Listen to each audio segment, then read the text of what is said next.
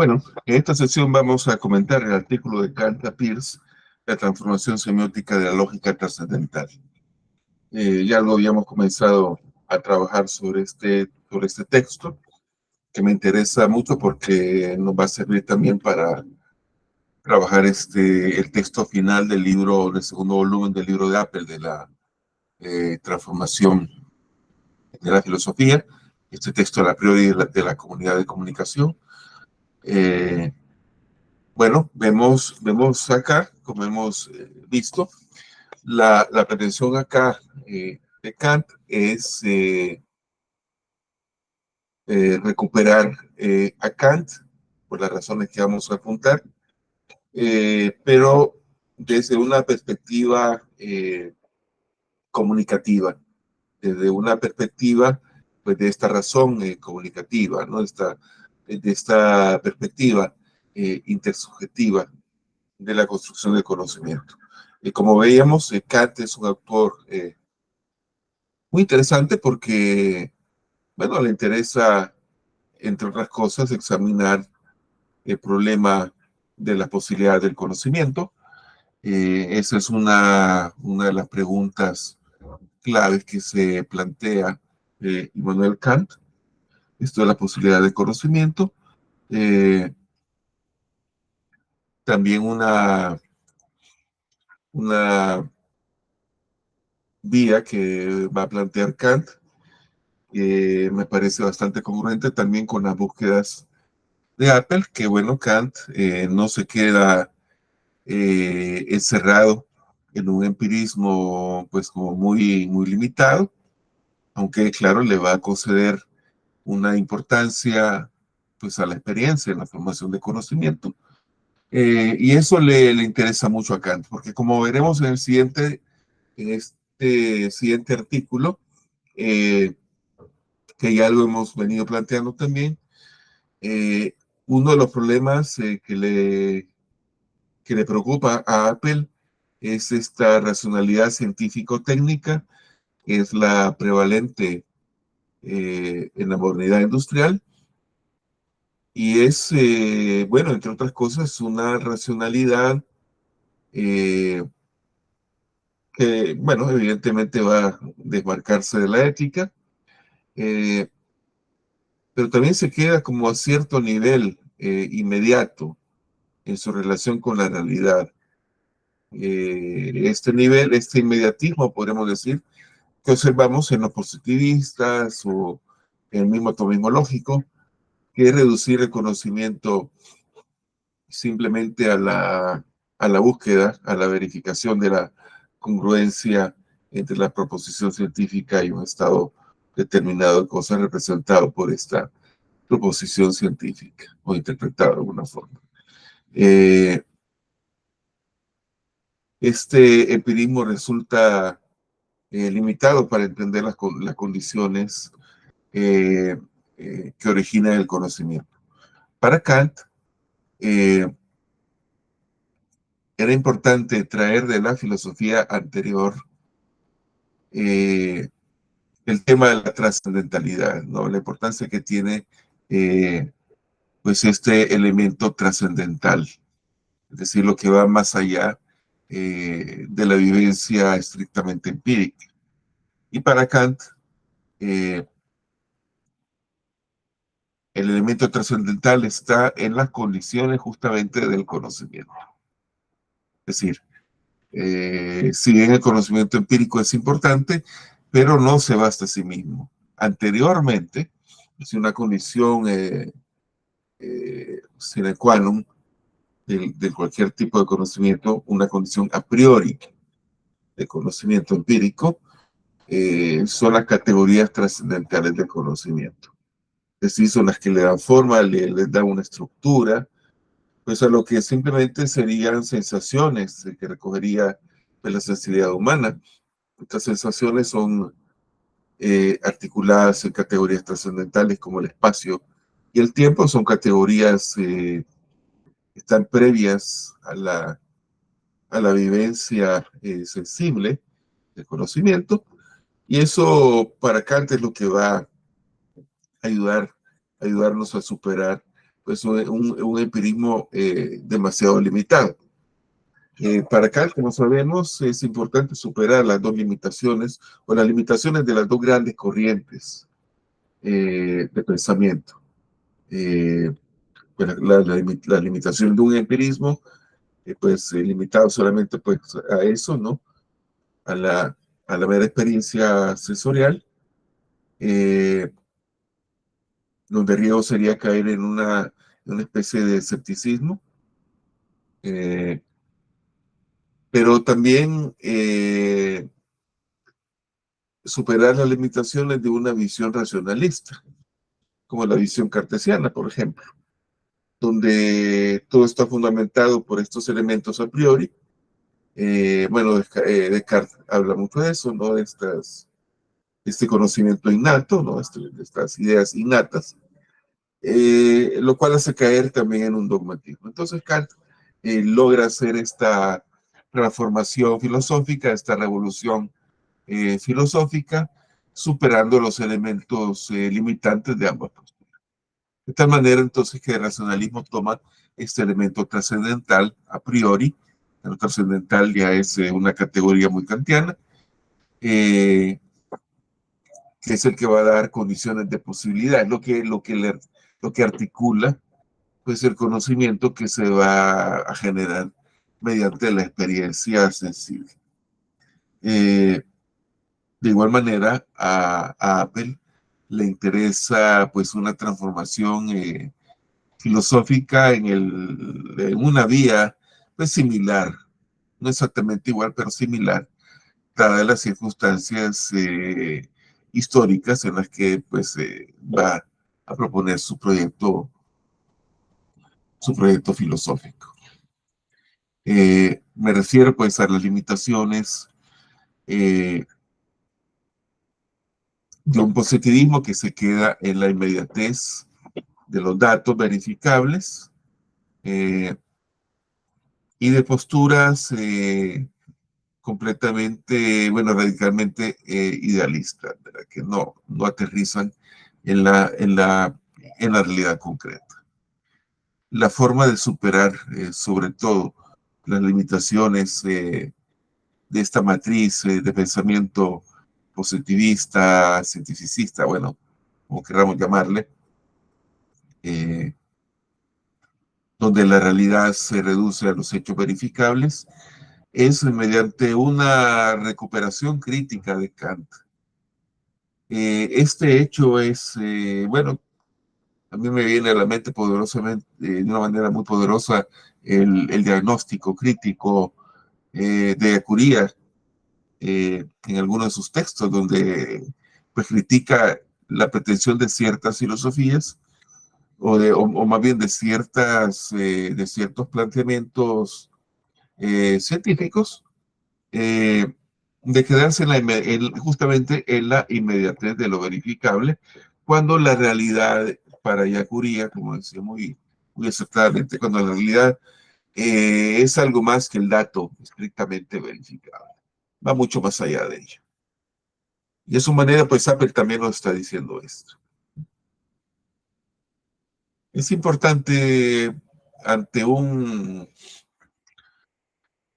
razón científica, científico-técnica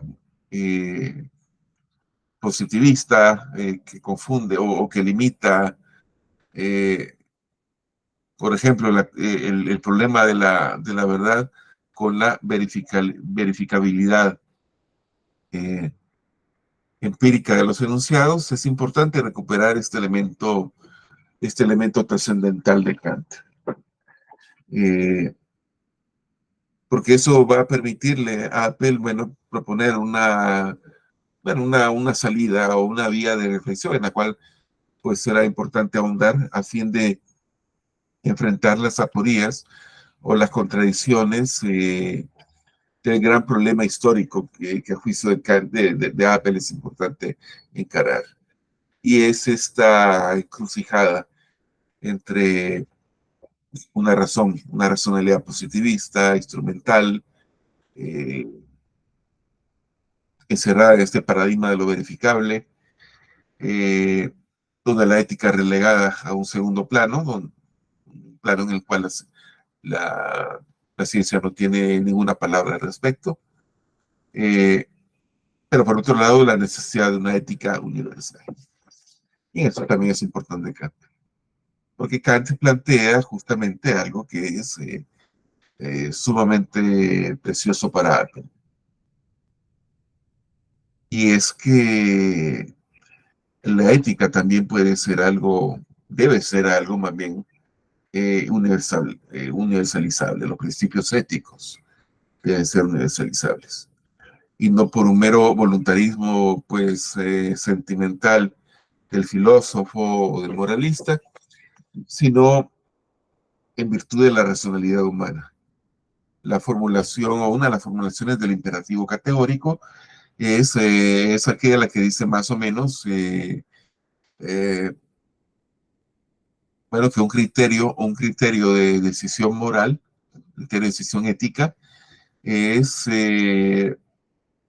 darle a tu acción, o bueno, dilucidar si tu acción puede tener un carácter universal, si tu acción se puede elevar a la categoría de ley universal, es decir, de ley universalmente válida eh, a nivel intersubjetivo.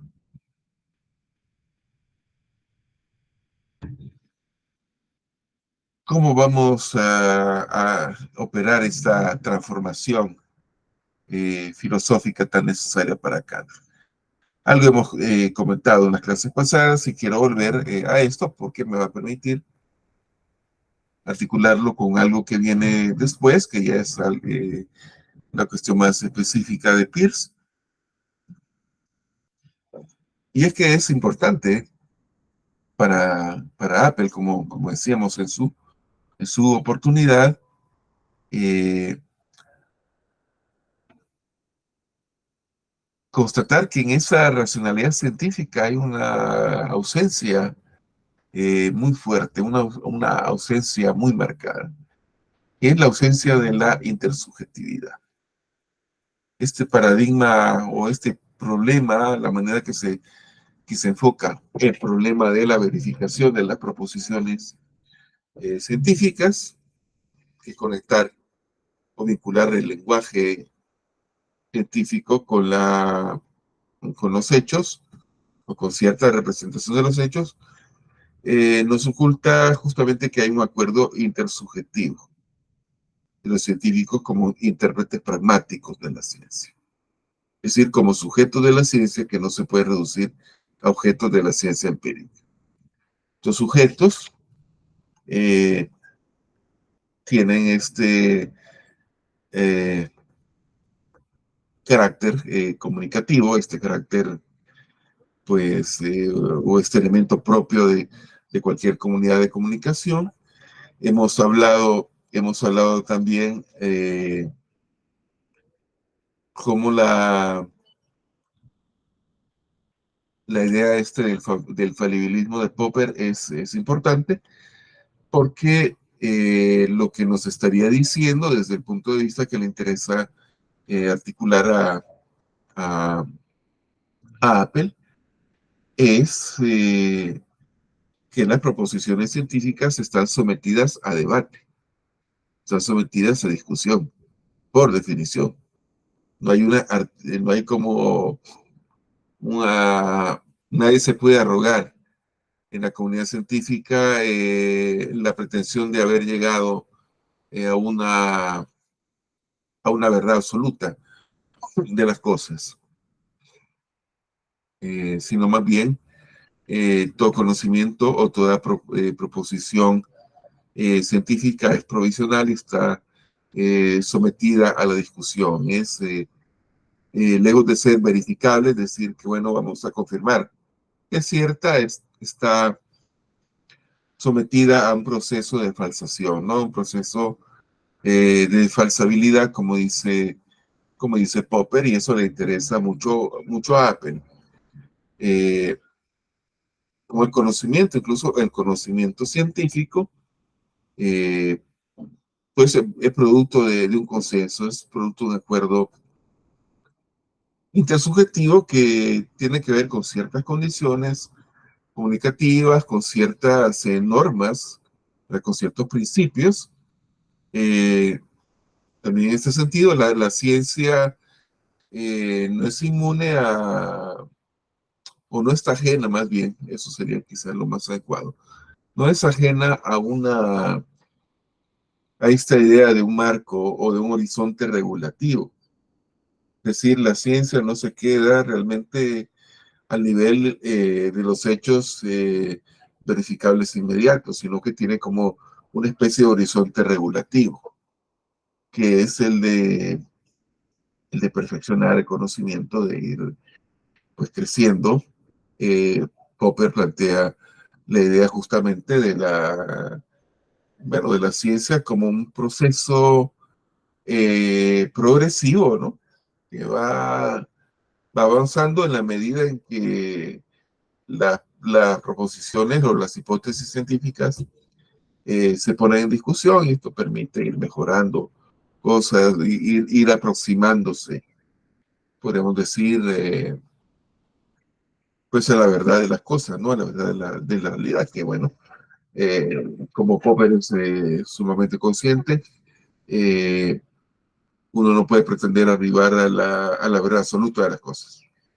Lo que hay son aproximaciones, ¿no? De marco histórico.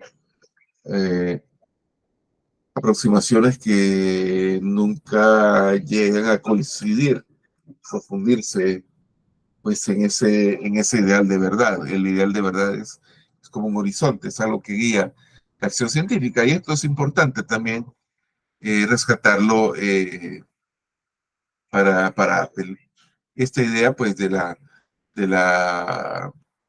de este horizonte regulatorio es una idea kantiana también, eh, que tiene mucha validez tanto para el problema del conocimiento como eh, para la dimensión ética.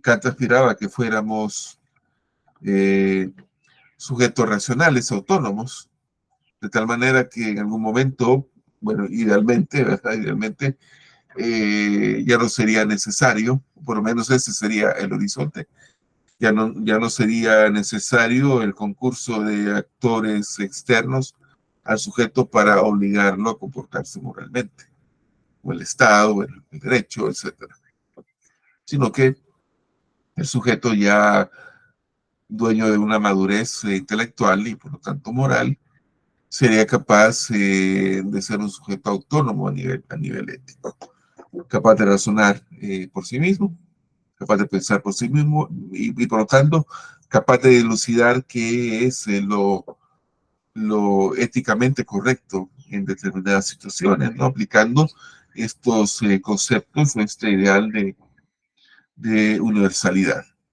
El segundo momento del artículo es cómo Peirce va a transformar a Kant.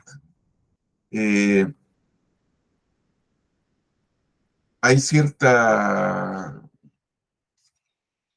idea que va a rescatar Apple de Peirce.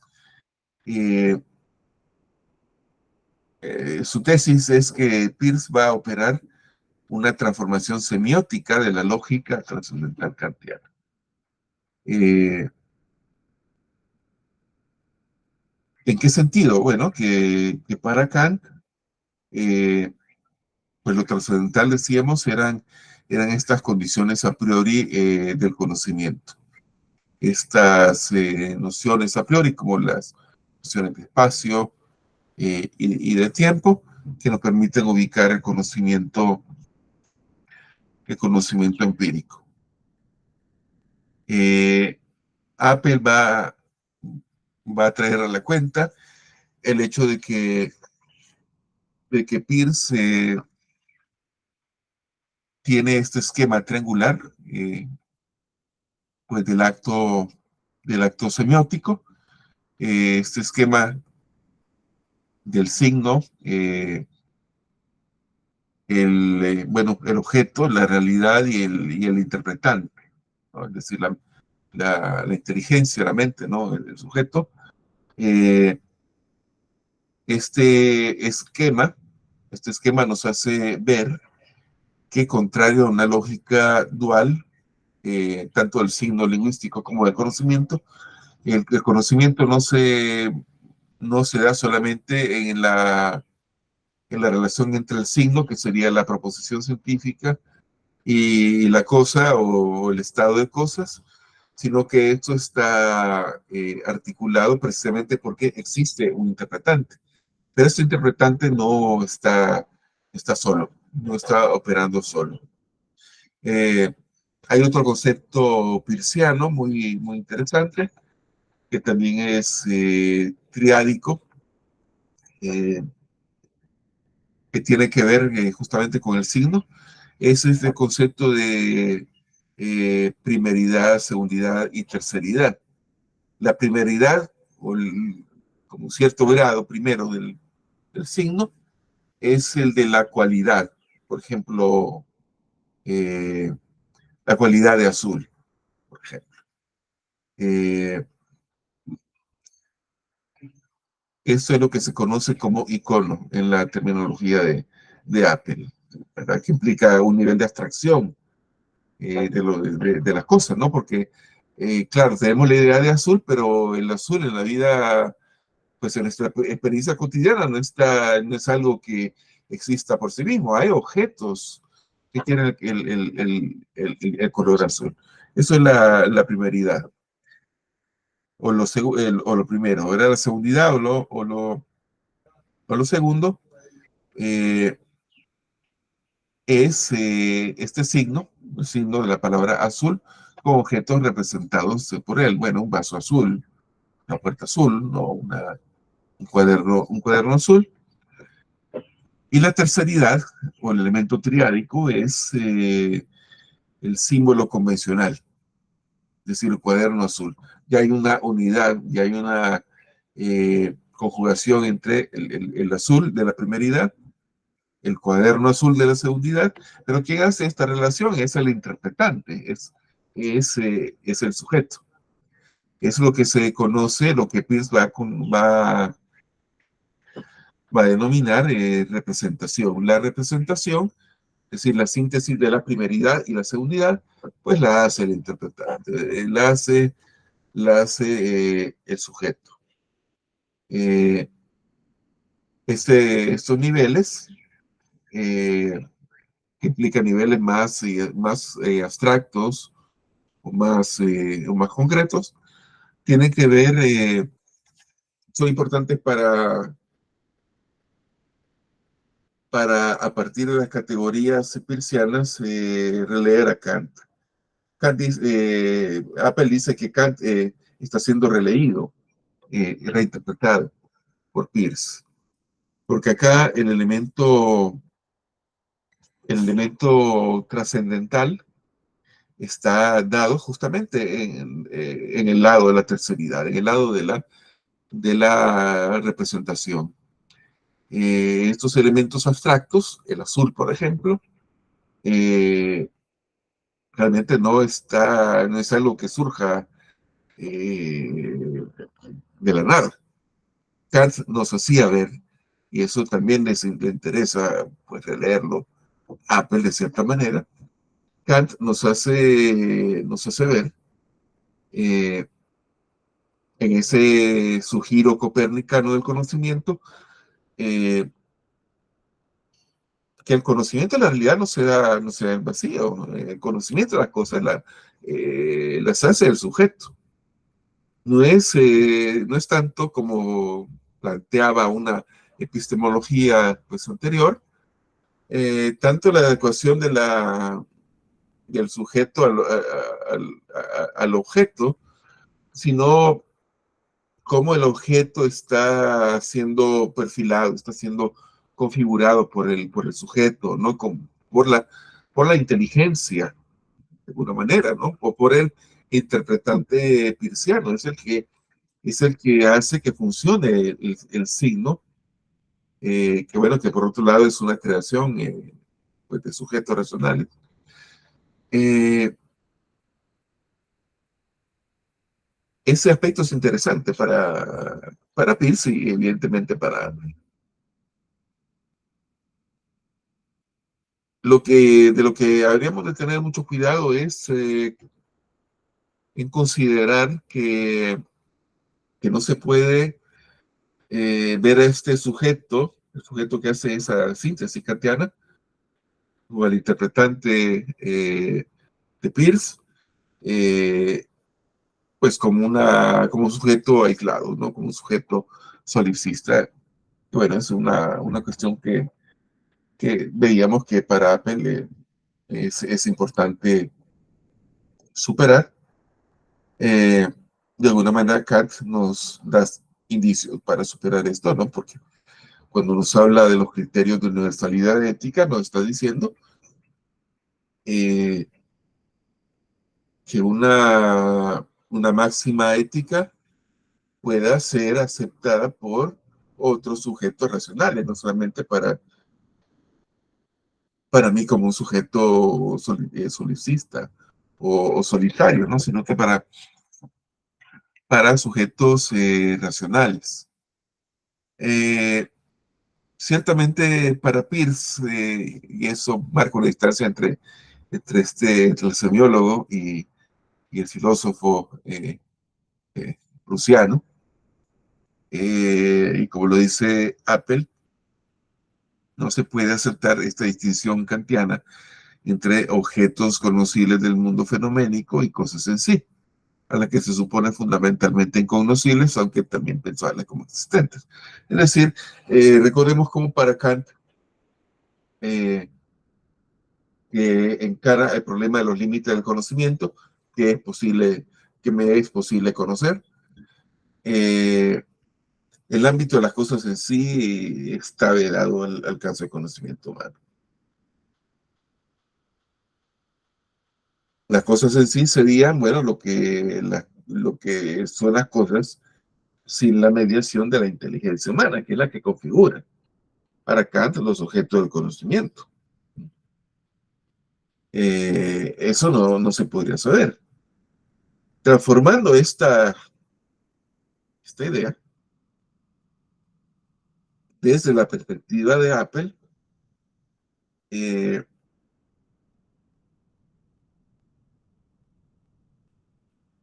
claro, el problema o los límites de conocimiento no serían esas cosas en sí.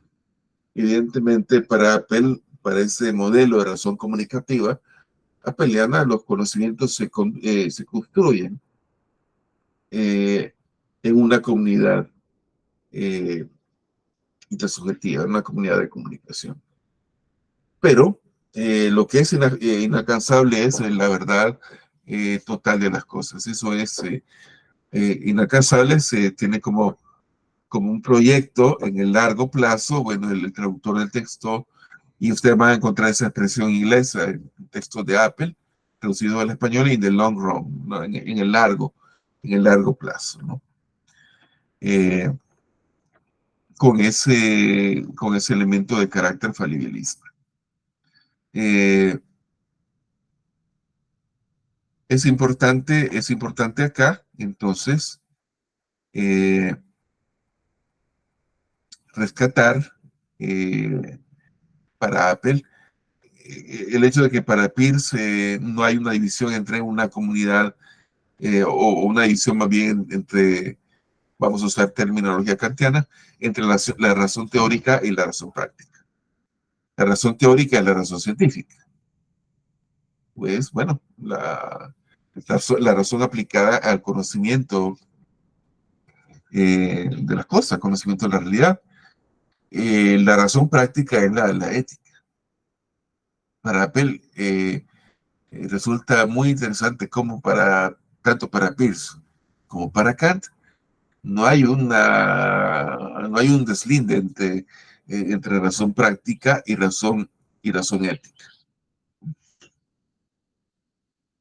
Tanto en términos científicos como en términos éticos, para Peirce opera esta idea kantiana, funciona muy bien la idea de los principios regulativos y los postulados morales. El mismo proceso, como dice Apple, el mismo proceso ilimitado de conocimiento, como proceso social real, cuyo éxito fáctico es incierto, es a la vez objeto de la lógica y de la ética. En ese sentido es importante ver esta transformación filosófica, una transformación de Kant con las categorías comunicativas de Peirce. Iba a citar, ya al final del texto, bueno, dos citas interesantes. Una es de Peirce. Aquel que no esté dispuesto a sacrificar su propia alma para salvar al mundo entero es ilógico en todas sus inferencias de manera colectiva o de manera conjunta. De tal manera que el principio social está arraigado intrínsecamente en la lógica. Estas son palabras de Peirce. Entonces, para Peirce, la razón científica y la razón moral no son cosas escindidas. Y esto le resulta importante a Apple. Y Apple cierra justamente con la formulación del imperativo categórico. Obra como si la máxima de tu acción debería tornarse por tu voluntad ley universal de la naturaleza. Pero claro, ¿cómo podemos hacer este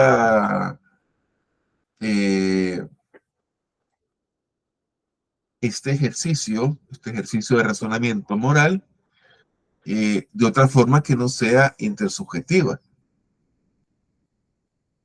El horizonte ahí es apuntarle a una ética universal, a una ética de alcance universal. Bueno, vamos aquí a cerrar esta parte de Apple y luego vamos a continuar con el otro texto de la prioridad de la comunidad de comunicación en los fundamentos de la ética, donde hay mucha relación con este artículo que acabamos de reseñar.